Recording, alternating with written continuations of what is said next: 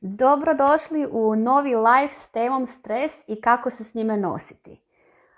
Ovu temu sam odabrala jer je vrlo aktualna i često se provlači kroz razgovore sa mojim klijentima i sa polaznicima Business Bootcamp grupe. I upravo radi toga sam i pozvala stručnu gošću vezano na tu temu, a ona je Ines, polaznica online programa Business Bootcamp kod mene i moja draga klijentica, ali često volim i reći da je ona moja draga suradnica i kolegica koja pomaže u osvještavanju i gradnji bolje zajednice i najbolji izbor što se tiče izabranog gosta za ovu temu. Ines je isto tako pravnica iz Rijeke, u srednjim je 30. godinama, majka je, supruga i vlasnica svog mindfulness centra. Ona je isto tako, to što će vam poslije i ona sama objasniti i reći kako je došla upravo do toga, proživjela jednu fazu gdje je stres jako utjecao na nju i zapravo pohađala jedan vrlo zanimljiv inozemni program MBSR koji zapravo u sebi sadrži stres management, release tehnike. Ona će vam to malo pobliže objasniti i samo da se još kratko nadovežem zašto na mom profilu pričamo o ovoj temi. Iako se najčešće ja bavim business coachingom, znači business temama, ovo je tema koja prožima sve nas i kroz naše poslovanje i na samom početku i kroz cijeli naš biznis put i zato smatram da je važno da pričamo o temama koje sve nas okupiraju, a ne samo biznis teme poput marketinga, prodaje i tako dalje. Stres je jedan faktor koji jako može utjecati na naše poslovanje i zato je važno ga osvijestiti, vidjeti na koji način ga možemo riješiti, koje sve tehnike postoje, kako se on uopće manifestira kod nas i upravo u svemu tome će nam pomoći Ines i evo upravo je poslala zahtjev pa idemo ju odmah pozvat, pridružiti i nek nam se ona bolje predstavi pa ćemo prolaziti kroz ove sve teme u narednih negdje sat vremena.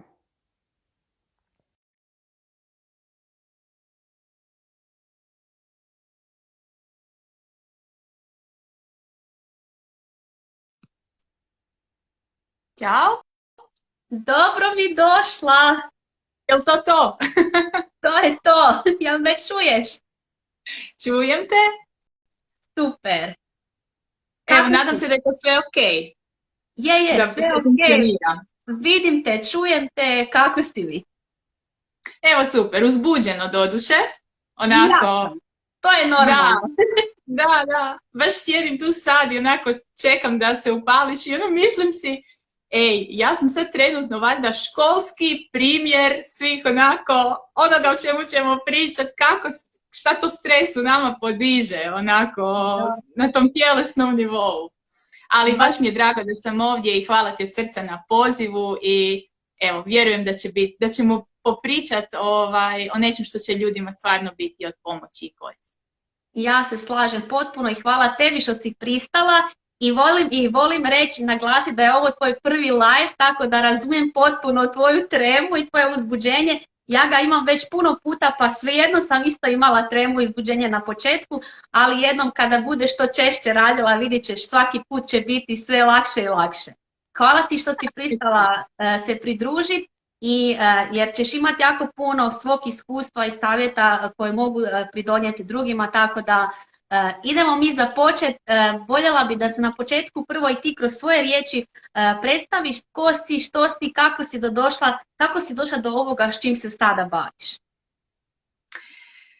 Ja sam Ines, iz Rijeke sam i voditeljica sam Centra za mindfulness LAR.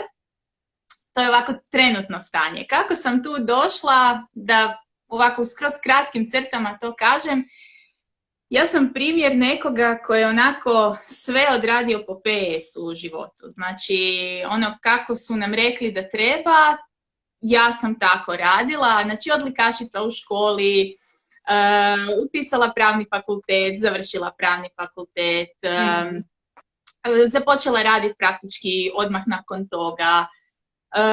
vrlo brzo onako dala se u taj posao, 100 na sat sa svim svojim sposobnostima, znanjima, vrijednostima. I zaista mi se to višestruko vraćalo. Uopće, kad gledam tih svojih 10 godina u pravu, to je stvarno onako, evo, izvana gledano, karijera za poželjet. Znači, ja sam do svoje 30. godine u tom pravnom smislu, mogu reći, bila potpuno ostvarena i financijski i profesionalno. Znači, kako sam stjecala uvjet za nekakvu sljedeću stepenicu napredovanje, tako su mi se vrata otvarala. I kažem, izvana je to zaista bilo san snova. Međutim, iznutra, kako to obično biva, iznutra je to u stvari, danas mi je to jasno, bio jedan život potpuno odsječen u stvari od mog kontakta sa sobom i od ikakve svjesnosti o tome ko sam uopće ja. Znači, predivno mi je bilo u knjizi Jedi, moli, voli, kad Elizabeth Gilbert kaže jedan moment kako mi sve to oko mene, moj vlastiti život, djeluje tako strano. A aktivno sam sudjelovala u svakom koraku izgradnje tog života. Evo, to mi je toliko jedan predivan moment. Tako sam se negdje ja u nekom trenu počela osjećati, a nisam ja to tako onako dokučila sama, nego sam to dokučila tako što u trenu kad sam se našla u situaciji da radim izuzetno odgovoran posao koji sam izuzetno teško nosila, u smislu tog, baš tog onako preuzimanja odgovornosti, nošenja svega toga što je moj posao za mene osobno znači. To uopće nije bilo do posla. To je bilo do mog unutarnjeg zapravo načina na koji sam funkcionirala. I malo po malo počelo mi se u biti narušavati zdravlje, počela sam sve teže funkcionirati. Ja sam tad mislila znači, dug je sad to već nekoliko godina iza mene, pa je puno toga jasnije, ali koračati kroz taj baš s 30 godina mi se to dogodilo, koračati kroz taj jedan period gdje mi je svako malo bilo nešto i zaista sam tih godinu dana dok je taj akutni burnout recimo bio baš u punom zamahu, ja sam zaista živjela od pregleda do pregleda. Od kardiologa, neurologa, pulmologa, internista, fizijatra, znači evo ne znam gdje me nije poklopilo. Danas znam da je to u stvari sve skupa bio jedan paket anksioznosti u koji se u biti to sve lijepo uklapa, da ono što sam ja mislila da su moji problemi sa srcem, sa ne znam čime su bili napadi panike na dnevnoj bazi, i malo po malo sam jednostavno počela se otvarati za taj pristup sebi kroz psihoterapiju i uopće zakoračila u taj svijet nekakvog unutarnjeg preslagivanja. I evo, u cijelom tom paketu unutarnjeg preslagivanja dogodio se i moj susret sa meditacijom, koja mi je potpuno preokrenula u biti taj način funkcioniranja, kad sam shvatila da uopće ja imam nekakve misli koji prije uopće nisam razumjela šta bi značilo budi svjestan svojih misli, uopće mi to nisam imala to gdje smjestiti. Pa kad sam shvatila šta znači biti svjestan svojih misli, kad sam shvatila što znači početi promatrati svoje emocije, početi imati tu snagu za ostajati sa svojim emocijama, naprosto upoznat njihovu prirodu, stvarno se počelo sve mijenjati. I za mene je to konkretno donio MBSR, znači to je Mindfulness Based Stress Reduction, jedan 8-tjedni program smanjenja stresa i učenja mindfulness meditacije između ostalog, koji ima tako jednu svoju priču koja je meni ulila jedno veliko povjerenje da se odlučim upravo za njega i sve mi se to višestruko vratilo i tu smo se zaljubili u to što on može čovjeku pružiti. I evo, par godina kasnije ja sam završila edukaciju na kraju za voditelja MBSR-a jer sam poželjela sama postati onako kanal za njegovo širenje na ovim našim prostorima. I evo, tek prošle godine, znači nekakvih 6 godina kasnije, je to onako rezultiralo time da sam dala otkaz, izašla potpuno iz prava i otvorila od početka svoj centar za mindfulness i sad evo, uživam širiti ovako priču o tom vrijednom programu. To je zapravo najljepša moguća stvar kada nešto nama promijeni život, isto to onda prenositi dalje, to znanje i iskustvo, jer točno znamo, evo ja primjerice to govorim iz mog biznis svijeta i zašto ja prenosim ovo što kroz biznis prolazimo, a ti kroz taj dio sa stresom, mi smo to proživjeli i najbolje možemo prenijeti i razumjeti kroz što prolaze naši polaznici i onda reći to je normalno, sve je s tobom ok, to je dio procesa.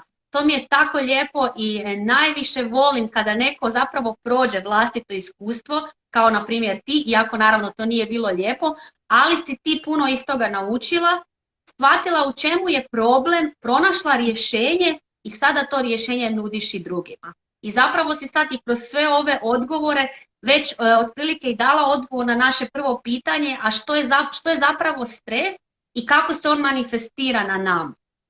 Mm-hmm. Da, htjela sam samo dodati još na sve ovo što si ti rekla, kako zaista te neke faze kroz koje prođemo, a prođemo svi na ovaj ili onaj način, i niti je ovo vjerojatno bila zadnja u mom životu i jednostavno život je to. Da. Ali kad gledam znači, na taj nekakav period, ta moja 2014-2015, koja je baš za mene bilo ono jedno mračno razdoblje u svakom smislu te riječi, izunutra, kažem, to je bilo isključivo stvar mog unutarnjeg putovanja. Istovremeno je upravo to bio ona prijelomna točka koja me uopće sastavila natrag sa sobom. Tako je. A to je neprocjenjivo. Dotaknut uopće sebe u 30. godini prvi put, ovo sam fakat ja. Da. ja. Meni je to, evo, nešto neprocjenjivo. Tako da zahvalna sam zaista, koliko god to zvučalo ovako malo nespretno, pogotovo kad su nam te teške faze trenutno u tijeku, ali zaista meni je to ispalo u konačnici nešto neprocjenjivo. Prije svega na osobnom nivou, a vidim onda i što se iz toga izrodilo dalje. Očito su nam te 30. nekak stuđene, jer ja sam sa 30 imala isto svoju operaciju štitnjače, kada je iz moje perspektive tek krenuo moj život, jer sam tek tada isto to kao i ti, nakon stresa, nakon izgubljenog organa osvijestila zapravo da postoji potpuno drugi svijet i onda sam tek krenula u istraživanje, u čitanje, u proučavanje i preokrenula zapravo svoj život. No, nismo tu zbog mene, nego smo tu zbog tebe. Pa ajmo mi...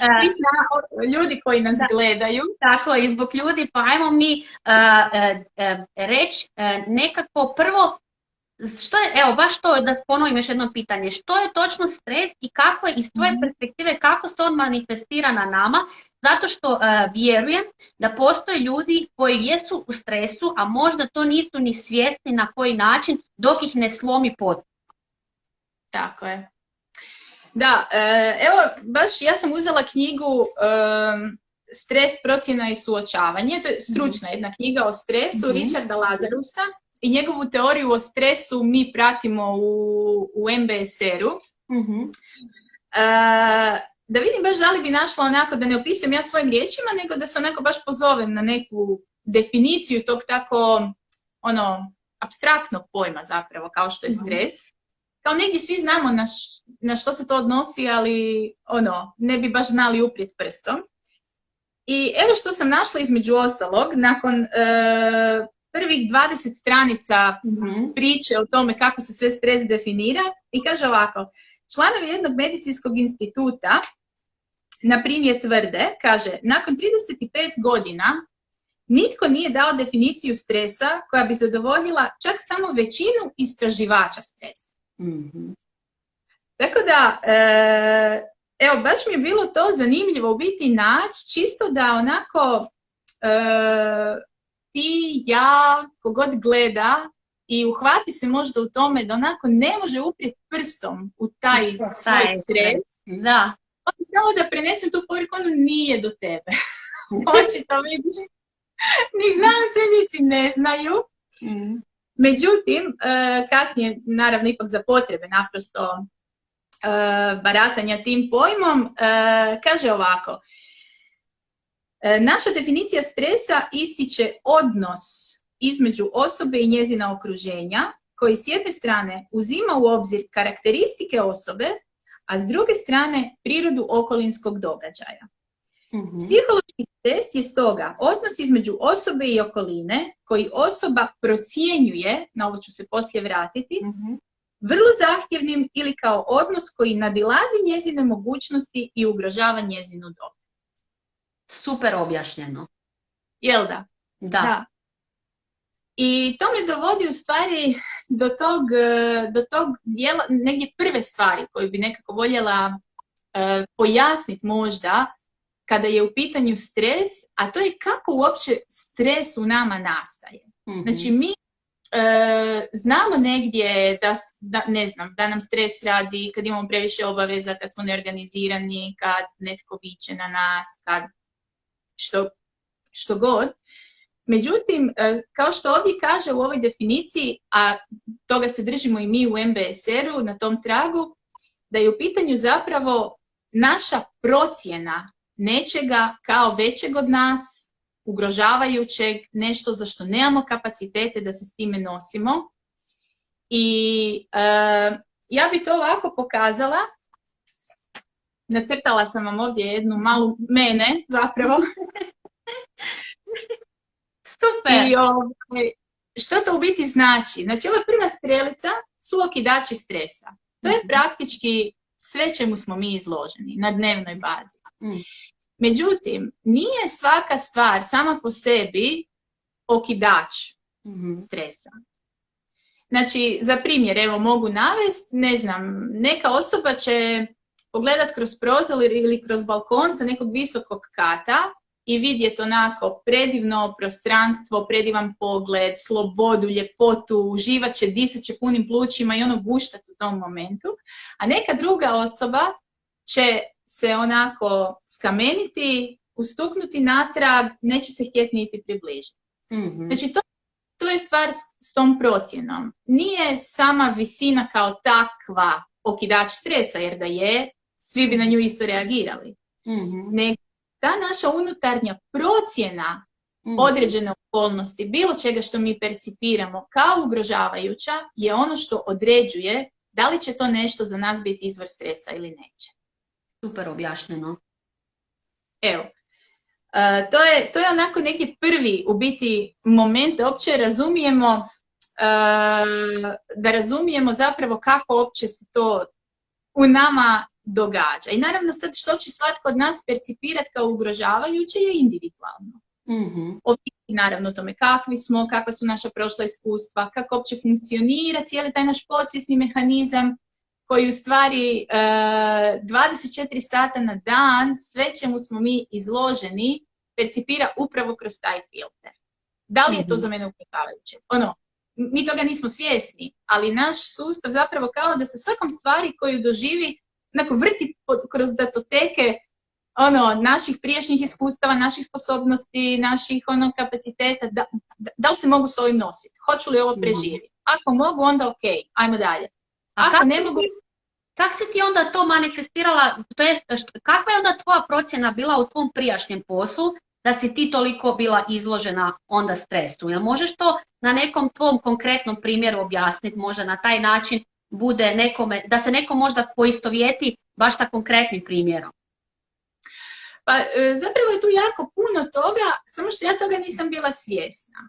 I puno toga ni danas nisam svjesna, zato što naš sustav vrti tolikom brzinom svjetlosti da mi to ne znamo. Znači, na primjer, ako ja imam strah od toga da se netko naljuti na mene, ako imam strah od toga da ću, narušiti nekakav odnos sa šefom, sa kolegom, onda naravno da nikakva opcija zauzimanja za sebe ne postoji, da nikakva opcija reći ne postoji, da nikakav osjećaj za osobne granice, znači ne da ih ne poštujem, nego uopće nemam ih, ne znam di su, nije mi to bitno, jer to da se ti naljutiš na mene mi nije opcija.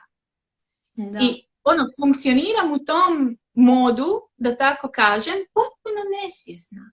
Znači ja samo znam da ja, evo, moje iskustvo je tako da sam nastojala uvijek svima biti sve, u svemu biti ne 100%, nego 120%, ne bi li se na taj način izbila bilo kome niti teoretsku mogućnost da mi nešto zamjeri, prigovori, kritizira, odbaci me. Evo, to su stvari koje sam ja kasnije osvijestila. Ali u poslu se manifestiralo kao manični perfekcionizam, rad po 14-16 sati dnevno, uključujući vikende u kontinuitetu. Znači, to je stvarnost bila moja. I ja sam vidjela da je meni kvaliteta života narušena, ali daleko od toga da sam ja shvaćala koji obrasci su tu na dijelu. To je zapravo... zapravo... Da to uspijem približiti. Da, to je zapravo, evo ja sad kak tebe slušam, u mojej glavi se pojavljuju dvije riječi koje bi ja s tim povezala, a to su očekivanja i granice. Koji su najčešći zapravo problem današnjice i koje nama izazivaju stres. Jer imamo prevelika očekivanja, ne samo od sebe nego i od drugih, i jer ne znamo postavljati granice. Ni prema drugima, ni za sebe. Točno, slažem se potpuno. Ovo je stvarno važna tema, ja se isto nadam da će ovaj live pogledati što više ljudi poslije, jer evo upravo i sad čitam knjigu Granice i mogu ju samo toplo preporučati svima, jer apsolutno je u toj knjizi sve sažeto, svi odakle zapravo potječu valjda većina naših problema, a to su upravo te granice. Da. Da, evo, slažem se potpuno, nemam šta u biti dodati. To je jednostavno tako. I dok mi živimo u svemu tome, dok mi to ništa ne osvijestimo, dok mi tu ništa ne zakopamo malo dublje, mi zapravo zaista živimo u tom jednom modu, da tako kažem, da je jedini, ja sam živjela u tom modu, da je jedini način da to sve odhendlam, da zaista budem dovoljno dobra, da zaista svaki moj zadatak bude savršeno odrađen, jer to je rješenje. Dok funkcioniraš u okvirima u biti tog svog nesvjesnog obrasca. I to smo sad uzeli samo za primjer jedan. Da. Pa ih je takvih i u odnosima i u komunikacijama i A koji je onda po tebi, ajmo reći, prvi ključan korak nekoga ko je pod stresom i želi smanjiti stres i želi raditi na tome? Koji je po tebi prvi ključan korak u tome da to, na primjer, krene raditi ili sam kod kuće ili uz pomoć nekoga, znači onaj baš prvi početnički korak? Pa evo, ako se slažeš, Edita, ja bi tu još dopunila ovo objašnjenje i možda bi prvi korak bi rekla da je u svakom slučaju osvijestiti. Sad, kojom metodom osvijestiti, to je za svakog od nas nekako da osjeti, procijeni. Meni je tu recimo definitivno nezamjenjiva, meni osobno i meditacija, znači mindfulness praksa i psihoterapija. Mislim da ni jedno ni drugo samo po sebi meni ne bi bilo uspjelo biti rješenje recimo te problematike kroz koju sam ja prošla i na neki način još uvijek prolazim. Znači, psihoterapija gdje netko zaista stručan, ima to znanje i sposobnost da jednostavno ono što psihoterapija radi, da te izvuče van iz tog obrasca. A u mom konkretnom slučaju mindfulness praksa, meditacija, ono što je meni prisutno svakog dana, svakog trenutka kada mi zatreba. Jer psihoterapija se dogodi, ne znam, sat vremena jednom u tjedan dana.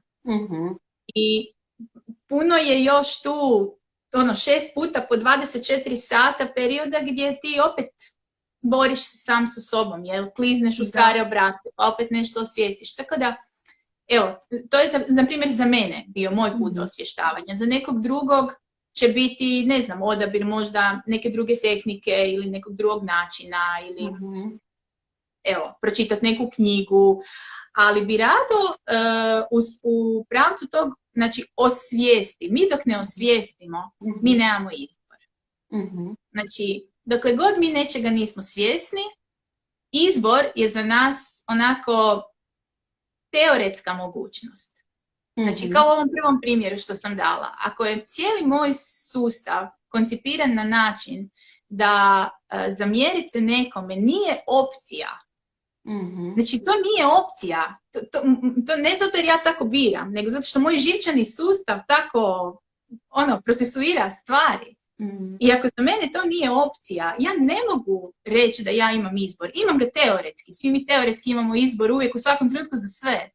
Ali u stvarnosti, da li ja imam kapacitet za učiniti taj izbor, to je sad pitanje koliko sam ja uspjela osvijestiti taj prostor uopće u kom imam izbor. Evo, ne znam da li ima smisla. Ima smisla i super si više puta ponovila riječ osvijestiti i tu bih htjela samo dodati još jednu stvar i sa biznis strane. Upravo to osvještavanje je bitno u svakom našem poslovanju. Znači ne samo u privatnom životu nego i poslovanju. Jer primjerice, evo ja ću samo nadovezati, ako naš klijent nije svjestan da je njemu potrebna naša usluga, neće ju ni kupiti. Zato je to osvještavanje toliko važno i na privatnom i u privatnom i poslovnom životu. I upravo to osvještavanje sam ja primjerice za sebe otkrila kroz dnevnik zahvalnosti, znači pisanje zahvalnosti, jer to nama isto daje mogućnost da osvještavamo svoje misli za koje smo zahvalni, ali i općenito pisanje. Pisanje na papiru je toliko genijalna, jednostavna terapija koju može svako odmah sad krenut primjenjivati, zato što pisanjem mi zapravo na papir stavljamo sve svoje misli, emocije i možemo ih sagledati iz drugog nekog kuta i širu sliku možemo vidjeti i shvatiti kako mi zapravo razmišljamo i koje osjećaje imamo u kojoj situaciji sa kojim ljudima. Zato po meni je to najlakši način da krenemo sami, start je pisanje, na kakav god način. A druge dvije metode koje si ti spomenula, isto meditacija, mindfulness, o njima ćemo i sad pričati, da ljudi uopće shvate, iako se već puno puta o njima pričalo i spominjalo u današnje vrijeme, ali da ljudi shvate što je točno meditacija, što je točno mindfulness. Jer ja znam kad sam ja prvi put za to čula, ja sam si u mojoj glavi to zamišljala kao nešto užasno dosadno i nešto što ja moram na miru sjediti i biti u miru, ali postoje razne varijante na koje mi možemo meditirati, prakticirati mindfulness, zato si ti tu da nam objasniš točno što je, kako se prakticira i da uopće ne mora biti isto za mene i za tebe. Da, mindfulness kao vještina, ako ćemo tako reći, to je zapravo naša sposobnost da budemo svjesno prisutni u sada i ovdje i da pritom imamo u biti stav onog nekakvog neutralnog promatrača. Znači da ne procjenjujemo ništa kao dobro ili loše. Znači ta jedna tiha, pozadinska prisutnost, pa čak i s time ovo mi se sviđa, ovo mi se ne sviđa, ovo mi je nelagodno, ovo mi je teško, ovo mi je baš ugodno i kontakt sa svime time. Znači kontakt s tim teškim u tijelu, kontakt s tom nelagodom, kontakt s tom ugodom, s tom ljepotom. Jednostavno, evo, ja bi, da ne idem u one komplicirane definicije, znači ta jedna naša svjesna prisutnost. Ta naša svjesna prisutnost se u biti otvara, pojavljuje u nama kada mi krenemo namjerno obraćati pažnju na ono što radimo i na ono što se zbiva, na ono što je prisutno u tom trenutku bez da to nastojimo mijenjati. Često puta, da, to znači zaista ostajati sa svojim nelagodnim, sa svojim teškim. I to ima apsolutno smisla kada pričamo o stres menadžmentu. I znači ja kad kažem mindfulness, evo, to je takva nekakva općenita vještina. Kad kažem MBSR, Mindfulness Based Stress Reduction, to je program kroz koji se uči mindfulness vještina i primjenjuje se konkretno na problematiku stresa. I MBSR je zapravo razlog zašto mi danas imamo ovu mindfulness revoluciju u zapadnom svijetu zadnjih godina, zato što je MBSR bio prvi koji je još tamo 70-ih uzeo mindfulness kao vještinu i odlijepio od nje bilo kakvu religijsku, duhovnu konotaciju i krenuo koristiti tu vještinu kao znanstveno utemeljenu tehniku nošenja sa stresom. I oko toga je napravio program učenja te vještine, krenuli su to znanstveno istraživati i danas sad već imamo, nema praktički sveučilišta u svijetu koje ne istražuje mindfulness upravo kroz, najčešće danas već ima puno programa, ali MBSR je bio taj prvi jednoobrazni, isti u cijelom svijetu program koji je dao nama zapadnjacima tu veliku bazu da zapravo je to nešto za normalnog, regularnog čovjeka što mu treba u svakodnevnom životu, ne u svrhu nikakvih duhovnih traženja ili bilo čega.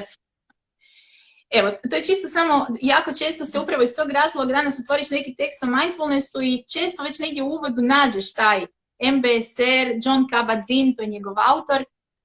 I meni je recimo to stvaralo zbrku na početku, kao ne kužim. Pa evo, čisto da dam odmah to razgraničenje. I sad ovo što si ti pitala, recimo to osvještavanje. Evo, ja ću ovu moju curicu dopuniti sa jednim drugim crtežom, koji, nadam se, doprinijeti tom osvještavanju što nama stres radi i kako mi zapravo završimo u tom valu stresa koji nas nosi. I evo, ja sam to sad potpuno tu pojednostavila, ali u osnovi stvari funkcioniraju na način. Imamo okidač stresa, to smo rekli. Znači, nešto ulazi u naš sustav što je za nas nekakva prijetnja. Taj okidač stresa, ako se vidi naopako... Možeš poslije slikati staviti u story, pa onda nek ljudi pogledaju još kod tebe. Hoću, ali za sad bitno da me čujete kako ja to objašnjavam putem. Znači, okidač stresa što radi? Kako stres zapravo funkcionira? Podiže u nama reakciju onog instinkta za preživljavanje. Znači, onaj bori se ili bježi moment. To je reaktivni, instinktivno dio našeg funkcioniranja našeg mozga koji ne analizira, ne procjenjuje, ne ide biti siguran da li je to stvarno prijetnja, on samo reagira i ne pita i nama to treba da bismo preživjeli. Znači, nama treba kad medvjed krene na nas, da isti tren samo bježimo. I sad kako se ta reakcija... Ha da, mislim, nešto sad procijeniti, je li veliki, je li mali, jesam ja jači, je li jači? Suprotstavili bi ti se ovi analiza paraliza ljudi. Da. ali evo, imat će i analiza paraliza skroz smisla u tom ciklusu. Znači, to percipiramo kao opasno. Naš živčani sustav diže adekvatnu reakciju na to. Zašto? Zato da nas pripremi za tu opasnost koja stiže. Znači, on u tom trenu gasi sve. Njega ne zanima. Prvo što gasi bilo kakvu obnovu, regeneraciju, imunološki sustav, libido, probavu. Znači, ništa to njemu nije bitno. Njemu je bitno da stegne krvne žile, šikne tu krv u mišiće, ruku, nogu, da ti možeš trčati, da se ti možeš boriti. I ništa to nije sporno. Znači, kao prvo, biološki smo predviđeni da takve situacije budu povremene. Da se, znači, živimo nekakav život blagostanja, u nekom trenu se dogodi sada prijetnja, odradi naš sustav to što treba. Kao prvo, dogodi se to da mi nakon toga bježimo, borimo se, znači dogodi se fizička aktivnost kroz koju se isprazni sav taj naboj, to je prva stvar. A druga stvar, nakon toga opet uslijedi, u ideji, period balansa, period vraćanja u ravnotežu. I odmor kao. Da, rest and digest, ono što kažemo. Da, koje sad više nemamo u svakodnevnici. Da. Znači, sam mehanizam kako naše tijelo reagira na stres nije uopće sporan, problematičan i ne bismo naprosto preživjeli bez njega. Međutim, problem nastaje u tome što je kao prvo danas okidač postalo praktički sve, odnosno jako puno toga. Znači, mi dok smo se ujutro probudili i možda samo, ne znam, pročitali vijesti za taj dan, mi smo već primili hrpu informacija koje su nama podigle stres. Da. Pa smo možda u financijskim problemima, pa su te misli kontinuirano prisutne, vrte se ma što radili, one podižu stres. Pa imamo nekakav zdravstveni problem, pa nam zabrinuto za to podiže stres. Pa ne znamo kako ćemo riješiti neki problem danas, sutra. Znači, jednostavno naš sistem vrti toliko toga da on zapravo kronično živi preplavljen tim hormonima stresa koji su, to nije za nas održivo stanje. To ne treba nam čak ni znanost da nam to kaže, znamo kako se osjeća. I prelazimo u biti u ono što kažemo kronični stres. Znači, to postaje način na koji naše tijelo jednostavno defaultno funkcionira. I što se tu događa? Kako je tu na dijelu taj reaktivni dio našeg mozga koji se pali kao reakcija i koji pošto poto traži olakšanje iz te situacije, iz tog moda. Znači, on ovako ili onako tražit će način da nas gurne u predah, u olakšanje. Ono, daj, zaustavi. I tu onda ja sam ovdje napisala adaptacija. Znači, naš sistem radi najmudrije što može i zna. On traži način da se prilagodi. I kako to radimo? Opet nesvjesnim tim neadekvatnim mehanizmima nošenja sa stresom. Idemo ili u ovisnosti, ili dođemo do toga da moramo uzimati nekakve lijekove za bilo koju temu na kojoj smo već slabi, ili dođemo do toga da, ne znam, naruši nam se kvaliteta spavanja, naruše nam se odnosi, jer jednostavno nam je previše. I problem, na kraju dolazimo do toga što sami ti mehanizmi koji su također reaktivni, koji su također idu iz tog dijela mozga olakšanje pod svaku cijenu, njega ne zanima to što mi imamo nekakve više ciljeve, njega zanima trenutno olakšanje. Problem je što sam taj način na koji se mi nosimo sa stresom nesvjesno, sam po sebi postaje novi okidač. Vrlo često. Ne vrlo često, nego u pravilu. Jer ako smo mi posegnuli u pravcu, ne znam, neke ovisnosti ili ne znam šta sam tu napisala, loša prehrana, prokrastinacija, kašnjenje, znači mi, ne znam, imat ćemo tendenciju odgađati stvari, tražiti tu nekakvu prividno olakšanje, onda ćemo kasniti pa ćemo se loše osjećati jer kasnimo, pa će, evo. Lančana reakcija, jedan krug koji se u biti vrti i to je uglavnom razlog zašto svi mi onako živimo, kad kažemo živim pod stresom, stalno sam pod stresom, I sada, gdje se u cijelu tu priču uklapa mindfulness? Znači, naša sposobnost da budemo prisutni, da budemo svjesni, da upoznamo kroz meditaciju, kroz rad na sebi i okidače, i kako reagiramo, i kako se to kod nas manifestira u kroničnom smislu, i kako se nosimo s tim teškim stanjem u koje upadamo na kroničnom nivou. Koji su ti naši, što kažu, coping mehanizmi, i kako oni postaju sasvim novi okidači. Ono što nama mindfulness pomaže je da taj ciklus prekinemo. Ja to ovako prikažem mojim polaznicima, ne znam, prekinemo ga ovdje.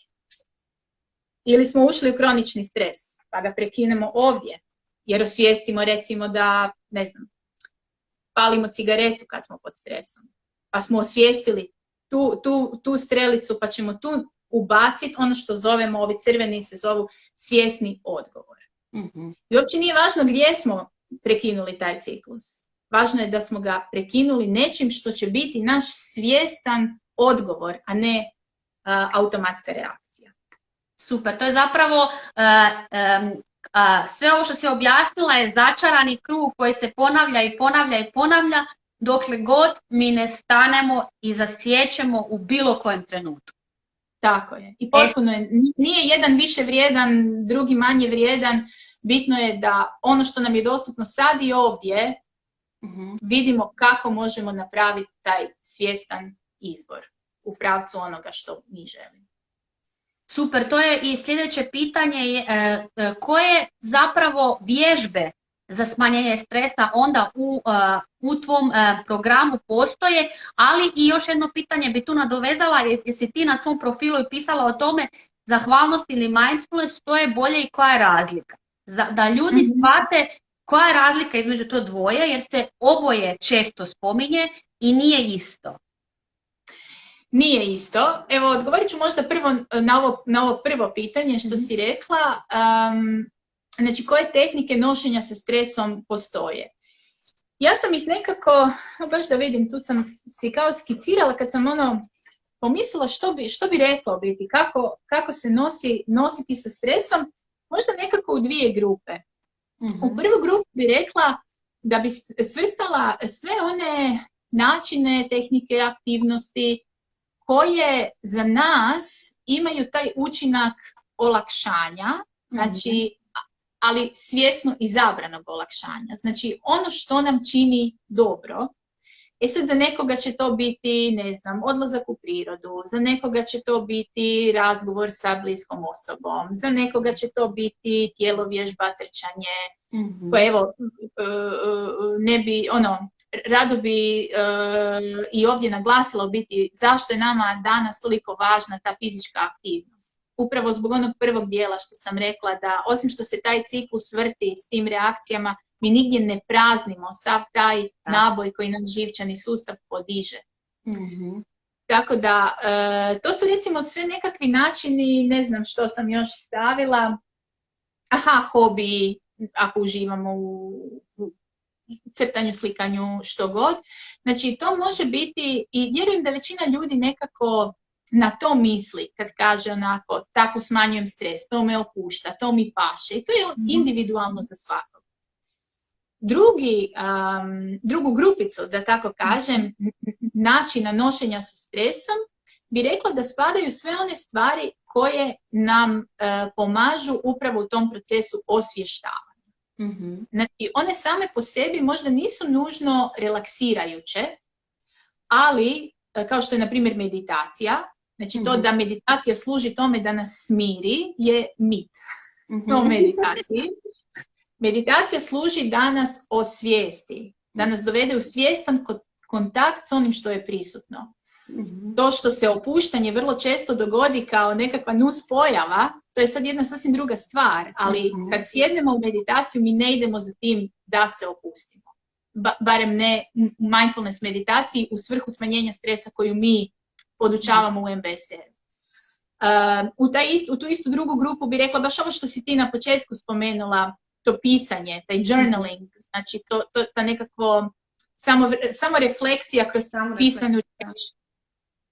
Ili naravno rad sa stručnom osobom, psihoterapija, znači evo, nekako bi ih tako podijelila. Ono što nam pomaže da se osjećamo bolje i ono što nam pomaže da dođemo u malo stvarniji kontakt, da malo bolje upoznamo taj svoj stres iz sebe i onda dobijemo nekakve stvarne informacije i vraćamo se na onaj prvi dio, taj prostor za možda drugačiji izbor. Točno to. I to se opet nadovezuje na ono što sam ja bila spomenula na svom profilu, a to je rad na sebi. Zašto je taj rad na sebi toliko važan? Evo, ovo sve što si spomenula je samo jedan dio toga. Da. I to je u konačnici isto nešto što ovako kad polaznici idu kroz MBSR tečaj i onda polako sami dođu do toga, odnosno mi svi zajedno dođemo do toga, kako je taj rad na sebi, znači taj fokus na unutra, na taj rad s našim mislima, s našim emocijama, s našim tijelom, zapravo taj prostor unutar kojega mi imamo mogućnost tog izbora, to je pod našom kontrolom. Ove prve strelice, ovo je život. Znači ovo tu je život. Tako je. Mi nemamo kontrolu nad time kakvi će biti drugi ljudi, nemamo kontrolu nad tim što će se događati. Mi jedino nad čim imamo kontrolu je ova druga strelica, da osvijestimo, razumijemo, prepoznamo kakvo značenje mi lijepimo na ovu prvu strelicu, kakva smo uvjerenja izgradili oko toga i da li možemo već samo tu strelicu adresirati i možda ponešto iz svog života u biti prebaciti iz te sfere okidača stresa u biti u nekakve neutralne događaje. To je isto jedan od načina kako nam mindfulness pomaže.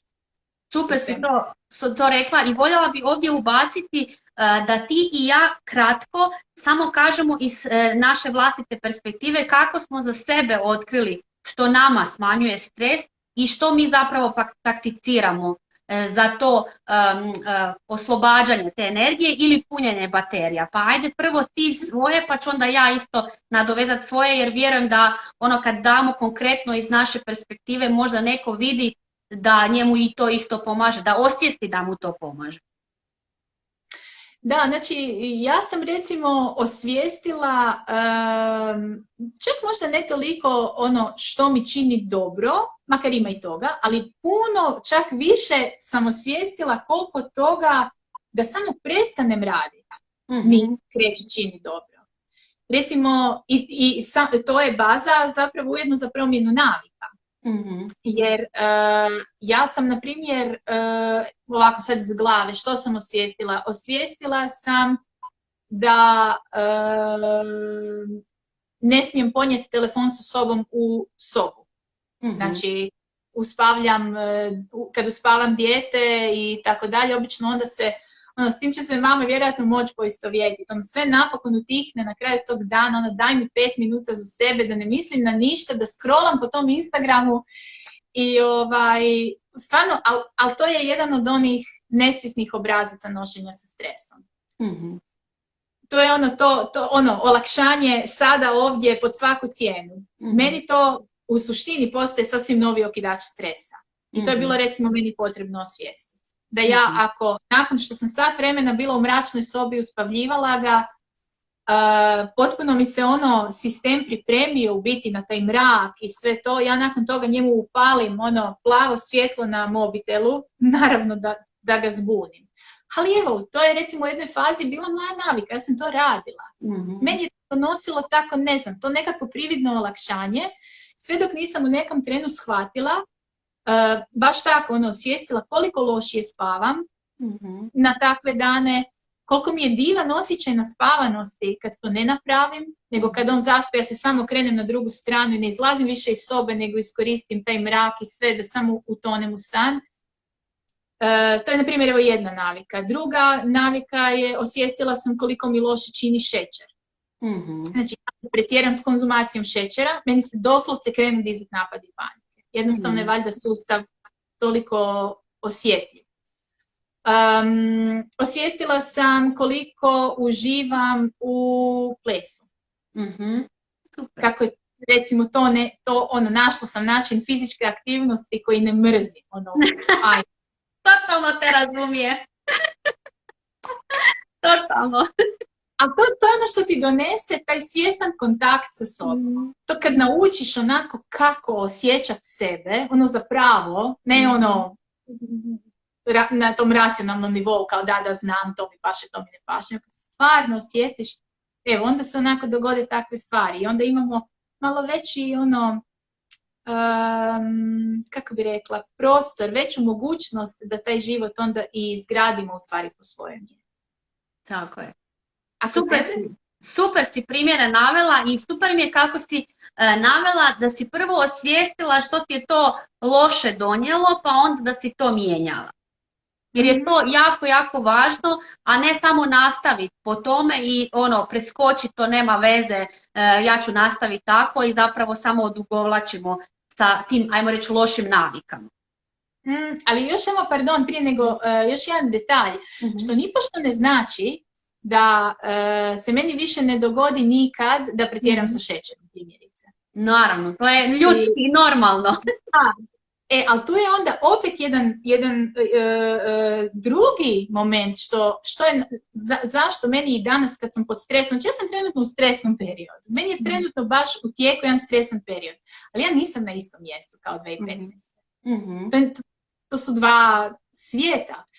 I jedna od razlika i jedna od stvari koje nam isto ta meni konkretno mindfulness praksa, možda nekome nešto drugo donese, a to je za prepoznat kad smo strogi prema sebi i za zamijeniti tu samokritičnost prema sebi sa u biti nježnošću prema sebi.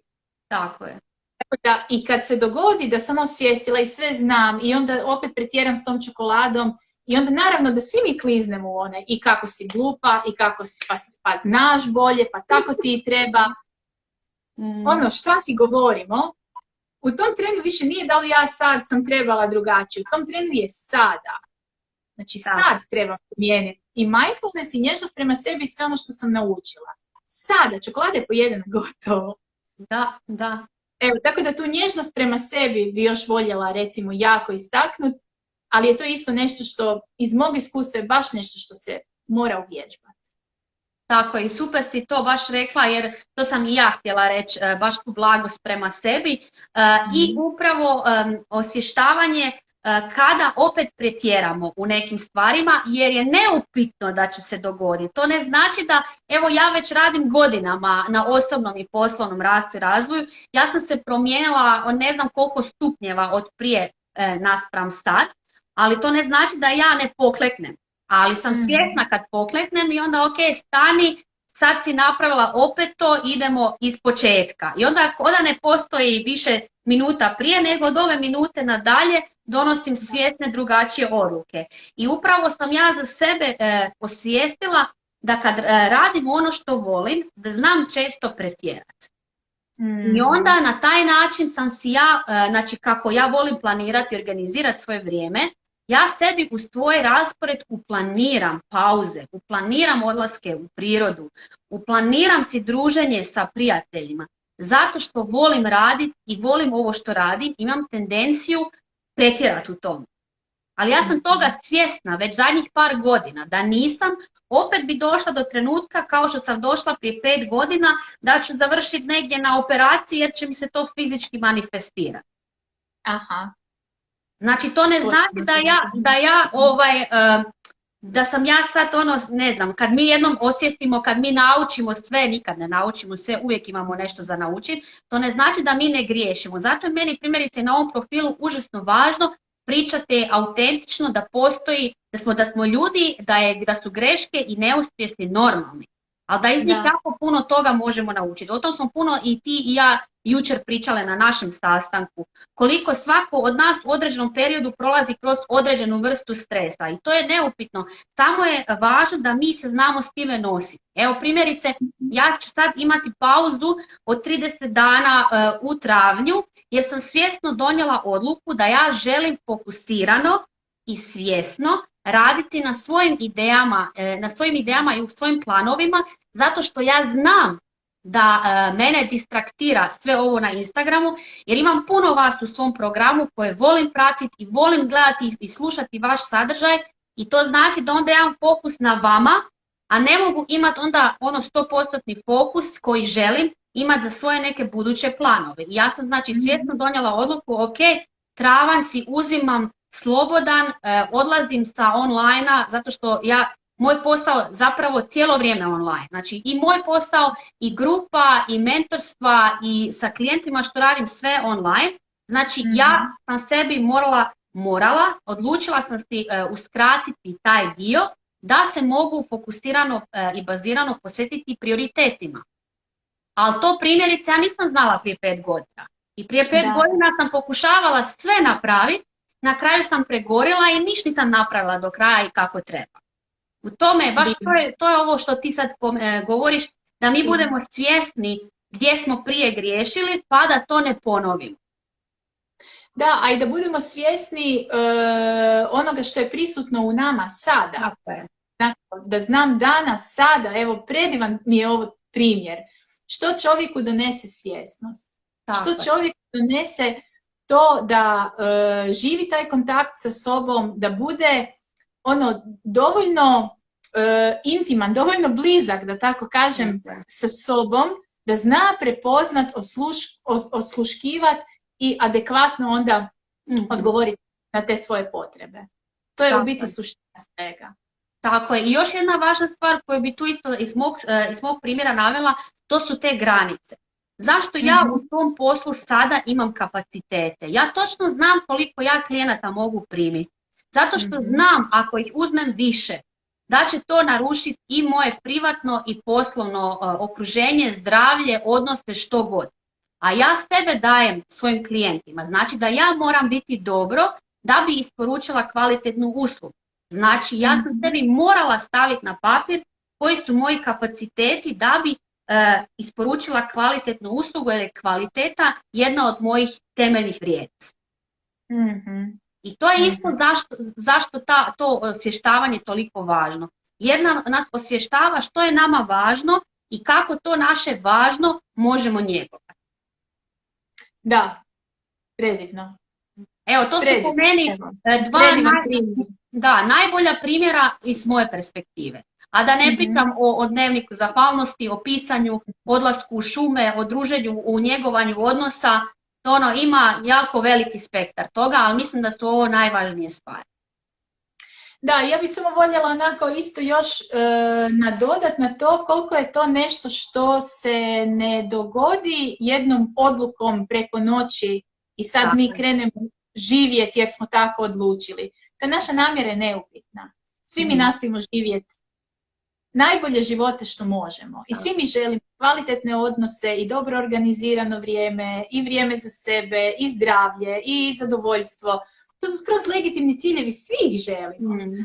Ali je to nešto što se gradi. Tako je. Recimo, ja vidim koliko je meni isto teško se vraćati na to, da je to proces.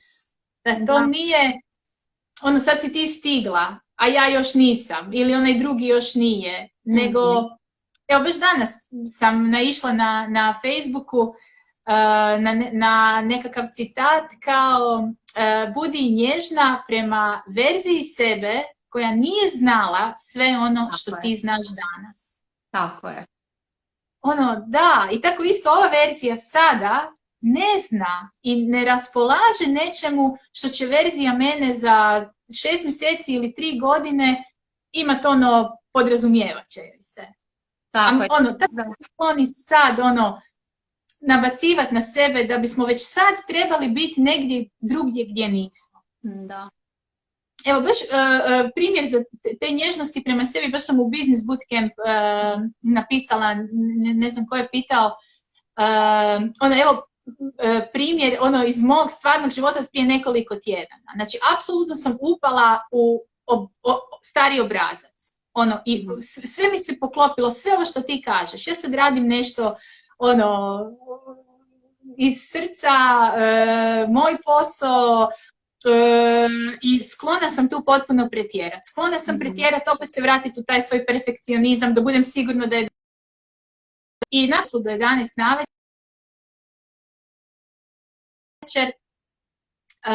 idem prema doma i pričam skoro pa na glas. Evo te opet. Jel to sad bilo potrebno? I ti si mi neka, i pogledaj, i koja si ti glupača. Doslovce sam to izgovorila. Koja si ti glupača? Stala, jel ja to sebi poručujem? Znači, osvijestiti misao. Ne, i onako, samo sam se sablaznila nad tom porukom sebi i rekla, nisi glupača, nego ti je teško. Perfekcionizam je tvoj obrazac funkcioniranja koji ti je cijelog života bio jedini izvor sigurnosti u tom psihološkom smislu. Nešto za što si zalijepila značenje sigurnosti, značenje pripadnosti. To je snažan obrazac. I teško ti je. Daj. Da, ali to je najčešći izazov. Sa skoro svim mojim klijenticama s kojima ja radim je to najčešći izazov da same prema sebi su užasno stroge, imaju jako visoke kriterije i potpuno nerealno gledaju na uspjehe koje su do sad već napravile. Zato puno puta se ja ponavljam, stani i pogledaj iza sebe šta si sve već napravila. Nemoj gledati samo ispred sebe šta ćeš još napraviti. Nego nekad stani i zapiši, osvijesti prošli dan, prošli tjedan, prošli mjesec, prošlu godinu, šta si sve napravila. I to govorim i iz vlastitog iskustva, i sama sam takva, i sama znam još hoću ovo, još bi ovo, još imam ovu ideju. A onda kad pretjeram u tim mislima, onda stanem i zapišem si što sam napravila ovaj mjesec, kojem klijentu sam pomogla, što sam s njim uspjela zajedno napraviti. I onda tek osjetim, wow, pa ti si napravila ovaj mjesec ono čuda. Daj budi svjesna toga i zahvalna i svako od nas ide vlastitim tempom. Nigdje ne kasnimo, nigdje. Mislim, za svakog od nas postoji vrijeme. Da. I zato treba imati pogled na sebe, na svoj put i na svoj proces i baš to uživati u procesu. A ne samo juriti prema cilju. Jer kada dostignemo jedan cilj, opet ćemo imati drugi, opet ćemo imati treći i zapravo mi samo ganjamo ciljeve, umjesto da uživamo u svakom tom procesu, do cilja. Da, baš ima John Kabat-Zinn, autor MBSR-a, jedna cijela njegova knjiga se zove Gdje god da kreneš, već si tamo. Prekrasno. Ali daj mi još za kraj, molim te reci, za sve one koji kažu da nemaju vremena za prakticiranje ili da nemaju vremena za meditaciju, za mindfulness, koju god tehniku, koju god metodu i alat, što bi ti njima poručila ili preporučila?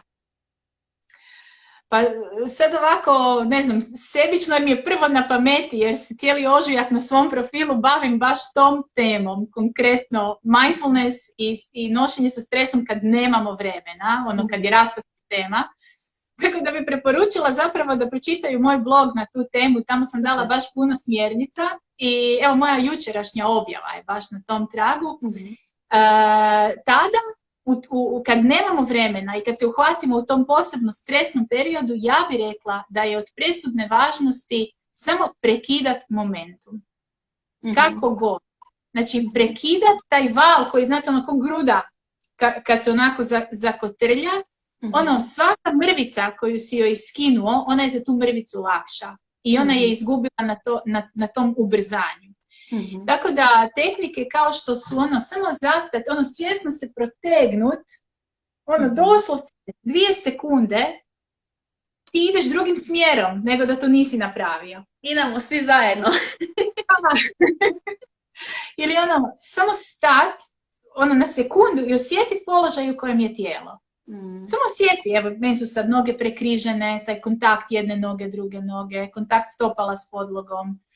Gdje su mi ruke, primijeti ih, ono, dotakni nešto. Ili ona vježbica s osjetilima, 5, 4, 3, 2, 1, ona je sad već dosta popularna, a super je. Ili, ne znam, ovdje sad gdje vidiš, ne znam, potraži 5 stvari koje ti se sviđaju. Ovdje sad. U ovome što, evo, ja mogu odmah reći, baš mi je predivna ova nijansa tvoje boje kose. Odmah je ovako primjećujem. Sviđa mi se to što smo, evo, pri kraju našeg live-a i vjerujem da su ljudi dobili nešto za sebe korisno. Sviđa mi se što sam u svom prostoru, u mom centru koji je nekad bio ono san, znači u sekundi, koliko mi je vremena sad to uzelo? Da. Moj mozak više ne grabi onim pravcem kojim je išao, ono skrenuo je milimetar.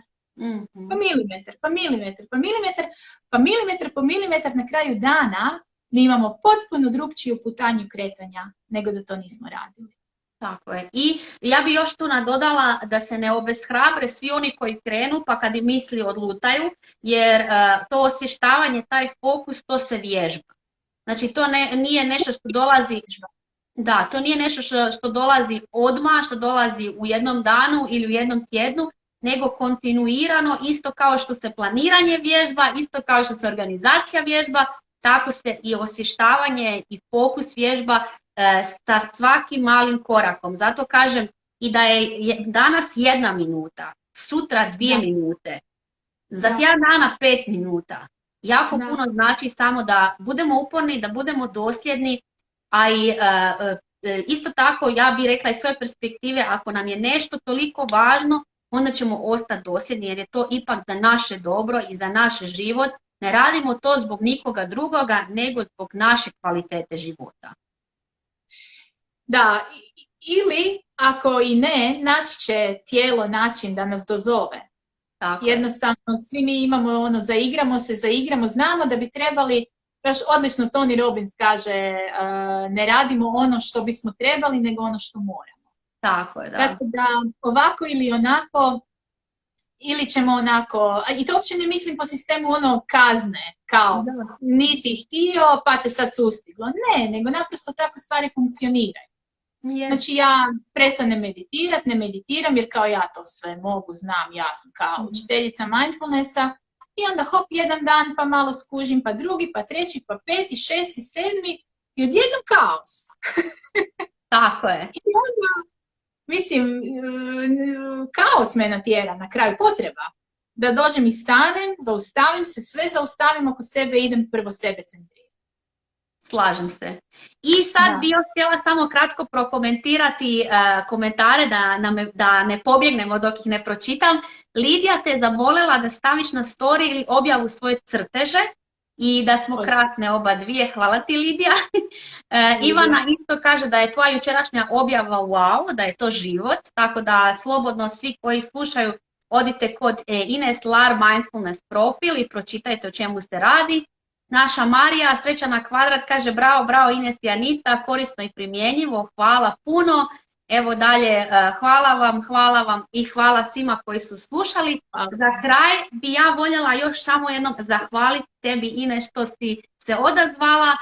Odlična si bila, tvoj prvi live je bio pregenijalan i jedva čekam nastavak tvojih videa i tvojih učenja i pratiti dalje tvoj rast i razvoj. I voljela bi te pozvati da na kraju još jednom kažeš svim našim gledaocima gdje te mogu popratiti, što je trenutno kod tebe aktualno i kako im ti možeš pomoći. Hvala ti, Anita, puno i tebi i svima koji su gledali, komentirali, svima koji će tek pogledati u nekom drugom trenutku. Hvala i tebi sada koji gledaš. Evo, drago mi je stvarno ako će netko nešto od svega ovoga naći, nekakav svoj način da to primijeni. Zaista, to je to. To je zašto radim i ja i ti, zašto radimo sve to što radimo. Da, znači ja sam na Facebook stranici Lar Mindfulness, na Instagramu Lar Mindfulness. U principu jednom mjesečno odaberem nekakvu temu iz područja mindfulnessa, smanjenja stresa, nečeg što je ovako povezano. Evo, zahvalnosti se nismo niti stigli na kraju dotaknuti, ali ima tekst na tu temu na mom blogu, pa evo, ako netko poželi malo više tu razliku mindfulness ili zahvalnost, može tamo pročitati. I onda nekako eto, tako kroz taj mjesec putujemo s fokusom na tu temu. U ožujku je to tema bila baš evo to, kako se nositi sa stresom kad je onako raspad sistema i ne spominji mi nikakve meditacije, nemam vremena. A u travnju će biti kako da takav onako akutni stresni period u biti zaokrenemo i iz njega lakše, brže izađemo. To je što se tiče sadržaja na profilima. Što se tiče mog rada, okosnica mog rada su Mindfulness Based Stress Reduction, znači MBSR tečajevi.